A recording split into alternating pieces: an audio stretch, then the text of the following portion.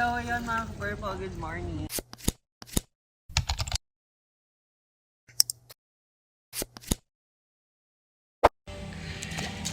So, back to Urbeg. Back to the poolside. Yes. Nakay. Hello. Di ka na naman nag-josok sa iskolan ni. So, ayan mga ka-purple. So, bukas is April 5. Siyempre, start na ng aming wedding para sa weekend. So, sa 5th and 6th ng April. Then, ulitin ko, on the 7th, traveling going to Buena Vista because morning wedding. I think kami sa April 8. Then, resume kami ng April 11. And it's Holy Week. It's summertime, mga ka-purple. So, let's see kung saan tayo papadpadin. Yan ang pakakaabangan at pakakatutukan dito sa Pinoy Big Brother Purple Edition. Charis. So, ayun. So, si Mama Yokero nandun lang sa tabi. So, nag-aksaya siya ng entrance. Hindi siya nagsiswimming. So, ayun. Bye! So, good morning mga ka-purple. So, nagpapatanggal init lang tayo ngayon. So, magbo-warming workout tayo. So, cardio workout for today's vlog. So, it's good for the heart. Syempre, it's good for the health. So, ayun mga ka-purple. Let's go!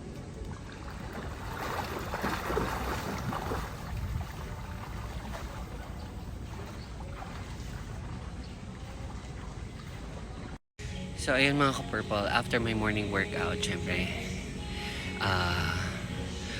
back to work tayo for today's vlog dahil ingress and preparation ngayon para sa wedding bukas, April 5.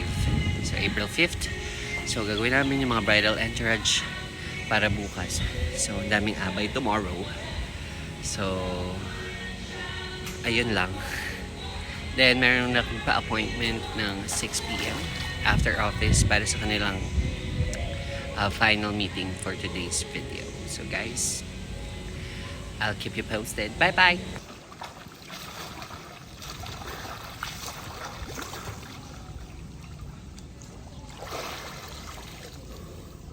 So yun mga ka-purple. Bye-bye! So mga ka-purple, nagsiswimming tayo ngayon for my cardio workout. So, at the same time, mainit ang panahon and I'm happy. Kasi nakabalik tayo sa tubig together with my Nakshi. Si Luis and si Mama Yokero dito sa side. So, she don't know how to swim. So, kaya nasa tabi lang siya.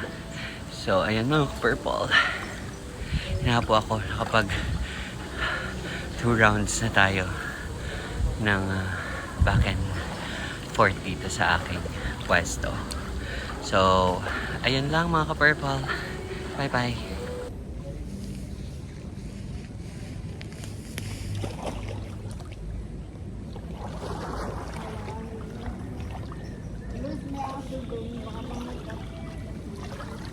Say good morning mga ka-purple.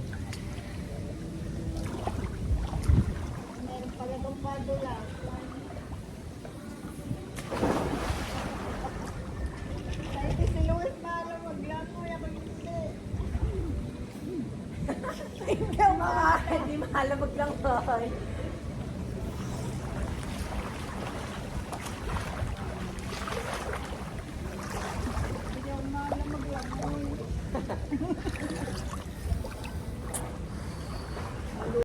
So mga ka-purple, dito ako sa car wash ng aking brother. Yes, and syempre pinapalinis natin si Forky for today's vlog para fresh na bukas. So ready na po siya for being a bridal car on your future event. So look, detail by detail siyang ginagawa or nililinis ng ating car wash boy. So sa mga gusto magpa-car wash dyan, visit na dito sa JDM natin near Kalayan, mga ka-purple. So ayan, look. And syempre, I bought something new accessories para kay Purple. Kay Forky. So ayan. May ilalagay pa din later. So sinashampoo na siya.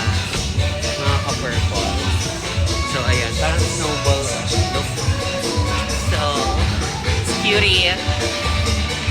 Ayun. So, bye.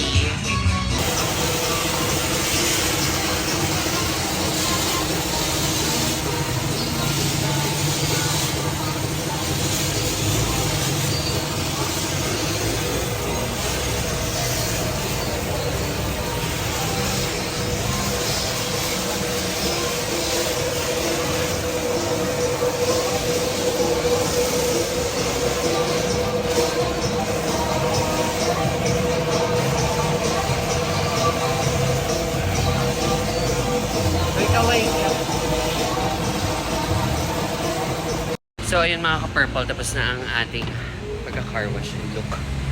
Guys. Tignan nyo ba ito? Yan. So, order tayo sa aking brother. Step seals.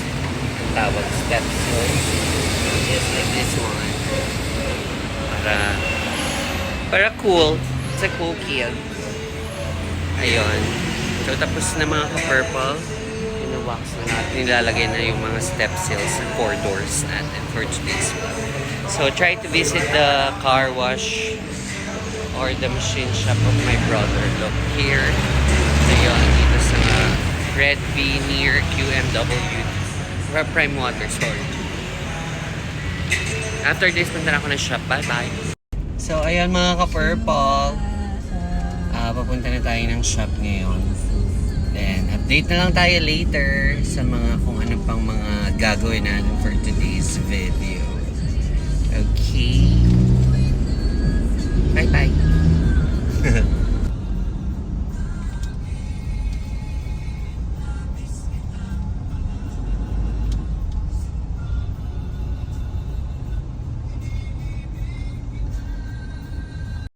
Okay, hello mga ka-purple. So, inantay na lang natin yung ating client para po sa meeting natin for today's vlog.